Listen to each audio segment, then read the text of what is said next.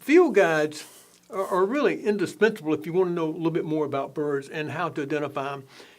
It's hard to do that without having a field guide. I think the first field guide that made a lot more sense to a lot of people was one by Roger Tory Peterson. And he started the modern way of categorizing the birds as opposed to the scientific way. He made it a little easier for people to understand it. And he put range maps in there. So if you're looking at a bird and you look at the range map that he had with it, say, oh, wait a minute, that bird's only in Nebraska or something. It can't be in South Carolina, or shouldn't be. So it gives you, so well, don't look at that bird. Let me keep searching. And he didn't like just arrange them by color or something. He did put them in the groups that they belong. So your passerines would be together, the seagulls would be together, et cetera, et cetera. Yeah. So you can kind of tell where to look, and then you go through it.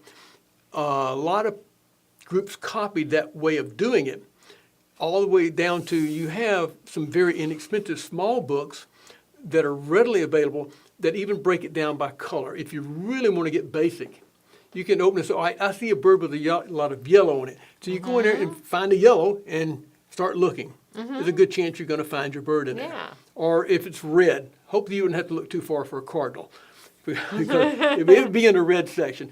But the other things, a little bit more serious field guides are going to have them in a different order. But most of these guides have a good resource in the front. They have some instructions about what to look for when you're trying to identify a bird. And some people, myself included when I first got started a million years ago, would look at the bird and then try to find it in the field guide. And one of the things, Roger Tory Peterson, one of the first ones to lay this out, here's what you look for before you go thumbing through the guide. You look at the bill shape. Bill shape, yeah, a cardinal has a beak that's conical like this. A wren has a bill that's slightly curved and long and narrow, etc.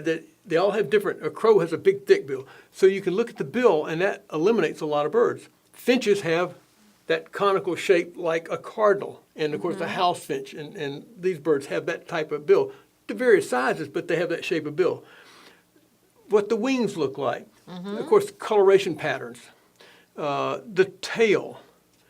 Are there any identifying marks on the tail? So you see these different things, and what shape the tail is.